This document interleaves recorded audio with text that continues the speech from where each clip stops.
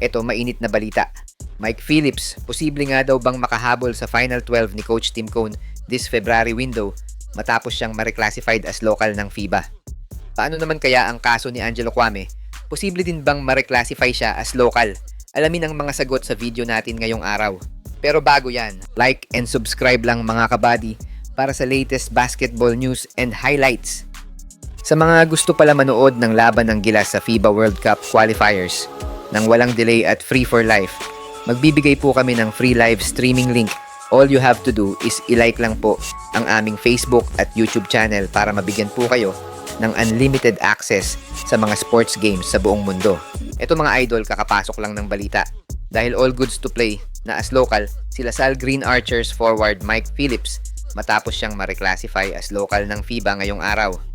Inilabas ng SBP ang magandang balita na yan matapos nilang makuha ang official statement ng FIBA na kinaklasify na nga nila si Phillips para sa Gilas national team. Isang ang 6'8" agile big man itong si Phillips kung saan pinangunahan niya ang Green Archers na makuha ang championship sa UAAP last season. Matatandaan nga na hindi nakapaglaro si Phillips sa SEA Games matapos i-restrict ng mga Thai organizers si Phillips na makapaglaro as local. Pero after nga ng 2 months ay eto na at magbabalik na si Phillips hindi na as naturalized player kundi bilang isang local player ng Gilas. Pero ang tanong ng fans, makakahabol kaya si Phillips sa Final 12 ni Coach Tim this window? Para sa akin baka hindi na o hindi pa siya makakasama. Sa sitwasyon kasi ng Gilas ngayon, all intact na ang pool ni CTC dahil official announcement na lang ang hinihintay natin para sa Final 12 kaya doubtful pa kung makakasama siya sa pool ni CTC ngayon. Pero don't worry mga idol dahil sino nga ba naman ang aayaw kay Phillips ngayon pa na solid ang ipinapakita nito sa college pa lang. What more pa kung mapunta siya sa Gilas under Coach Tim. And I guess isa si Phillips sa mga Filipino-American na gustong-gusto i-represent ang bansa sa international games.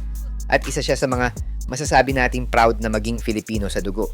I guess after ng magandang balita na to, mapapaisip na si Coach Tim to reshuffle ang kanyang pool sa Gilas since dumadami na ang mga players na may decent height na pwede niyang magamit sa Gilas. Kaya abangan natin ang magiging update ng Gilas sa mga susunod na araw. Samantala, sa pagkaka-approve ni Mike Phillips as local sa FIBA, pinag-uusapan din kung pwede din nga bang maging local si Angelo Kwame sa Gilas. Marami kasing fans ang nakatutok din sa kaso ni Kwame na magte-10 years na dito sa bansa at base kasi sa FIBA, pwede o may tsansa ang isang foreign player na maging lokal. Yan ay kung nag-aral at isinapuso na ng isang player ang kultura at pamumuhay sa isang bansa. At sa kaso ni Kwame, pasok siya sa 10-year residency rules ng FIBA at dahil dito siya nag-high school at college, mukhang papasa naman sa FIBA ang achievements na yan ni Kwame. And nagpapahirap lang siguro sa kaso niya ay kung kumpleto ang dokumento niya at may nag-aasikaso sa mga papel niya sa FIBA para maklasify din siya as local. Pero I am sure nakatutok ang SBP sa kaso ni Kwame dahil sayang nga naman ang maibibigay niyang tulong sa national team sa future.